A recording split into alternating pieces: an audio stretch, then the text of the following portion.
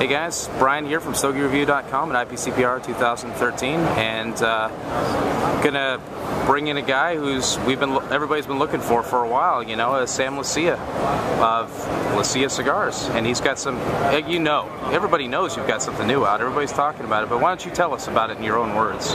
Well, Brian, first off, great to see you, buddy. Big fan of you and Stogie Review.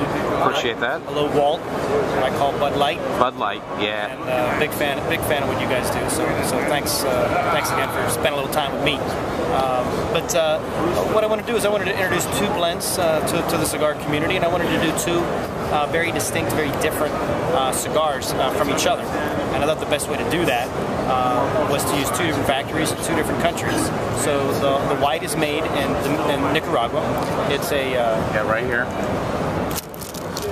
It is an African sun-grown wrapper with a Habano binder. The filler has Nicaraguan and Dominican Ligeros, and there's also some Pennsylvania Seco, which is my home state.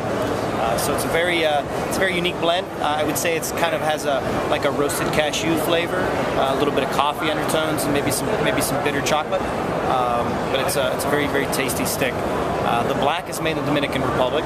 It's got a very high grade Habano wrapper. It's a flawless leaf. You can see it by looking at it. The binder is a Nicaraguan Rosado, which, if you notice a little bit of the black pepper that comes through, it's coming from that binder. It's a very tasty leaf. The filler consists of, again, Nicaraguan and Dominican Ligeros, and there's Brazilian Matafina in the filler, and then of course there's this unique leaf called Dark Fire, which is wood fire cured. It's grown in Kentucky and in Tennessee, and right after harvesting, the tobacco goes into the barn for drying, and instead of just air curing it, there's a wood fire that is stoked in the center, and it gets absorbed into the tobacco, giving it a real smoky aroma. Now, does that happen in the curing barns themselves? This is the drying barns. Yeah. This is prior to fermentation. Tobacco is very absorbent, so it really, you can. Yeah, I take a nose. I get it. Yeah, I was telling him it's. Yeah, it's really impressive. It smells a little bit like walking into a barbecue joint, or like opening a really potent bottle of barbecue sauce. It's the smoke, the sweetness. Just it's impressive.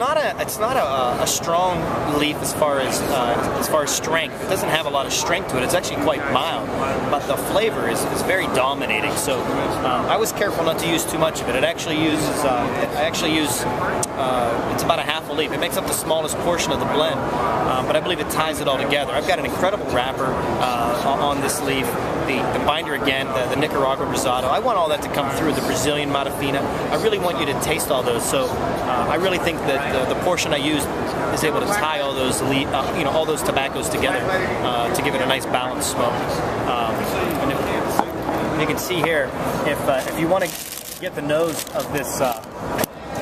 If you want to smell what we're smelling, when you go and you pick up a Leccia Black, you can actually. You should be able to smell it in there. Right on the foot.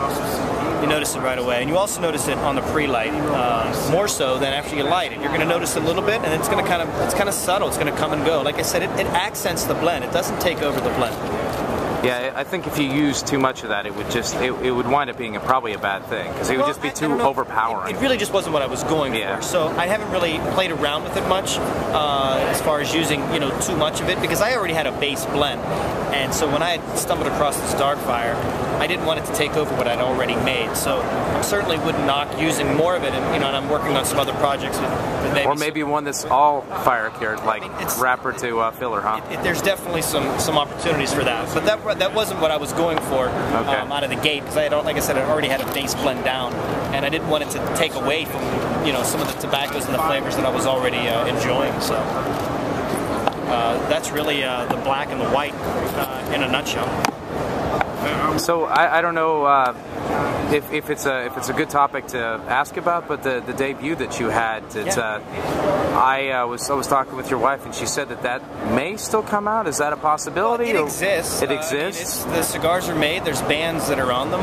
It's still down in the factory. I didn't really have a debut, so when I had the issues with launching the debut.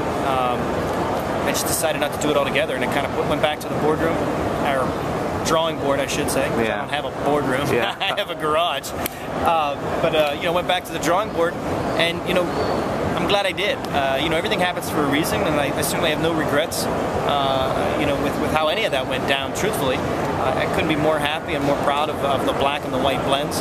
And but to your question, eventually you'll see the debut land somewhere, I'm sure.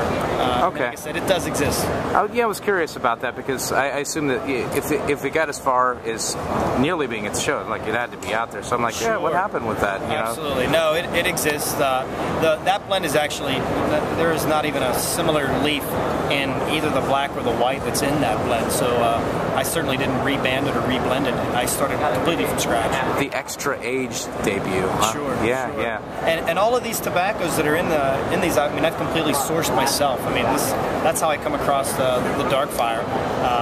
Going to these various brokers and warehouses. We're talking like 3 airplane hangars full of tobacco to the ceiling. Man. And I certainly requested tobaccos that I'm familiar with, that I enjoy smoking and blending with. And then I asked for some things that maybe I've never tried, or that should be, or that would have been of interest to me. And that's where the dark fire came into play. And man, once I smelled it, I thought I owed it to every cigar smoker out there to try this in a blend, because once you smell this, you're like, I gotta light this thing on fire. Yeah, man. Seriously, it does smell delicious. It's It really so does. unique. Yeah. It's so unique, and it definitely needs to be tried for sure. And I'm real happy with it. Excited with the way it smokes. Excited with the response that I've received with it as well. So you're gonna be? I assume you're gonna be doing some touring. Maybe you're already doing. I it haven't. this Yeah, I morning? haven't stopped. Oh, you're not? I've been touring since since the launch of this in late April, and yeah, I mean I'm on the road. Typically every other week or so. Well, I know I'll keep an eye out for you when you come to through my hometown, Atlanta. You haven't been through yet, have you? I didn't miss you. I have not been through Atlanta yet. I've hit around it with Florida and some of the other states. So where are you heading to in the next, like, say, a couple of weeks? I'm going on vacation in a couple of weeks. Yeah. So, I was saying, by the time they see this, maybe they can get the heads up. September. I'll post the tour schedule on the website. All right. Lucia tobacco.com. I kind of dumped that on you unexpectedly. Yeah, I'm sorry. What's that? Oh, the tour schedule. Yeah, that's too far off. No, it's all good. But I'm going to be in a lot of locations.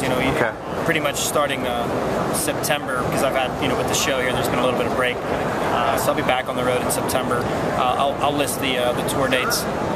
SamLeccia.com. Yeah, they're not on there now. If you go on there now, it's really just kind of a landing page. I'm actually working on that website right now.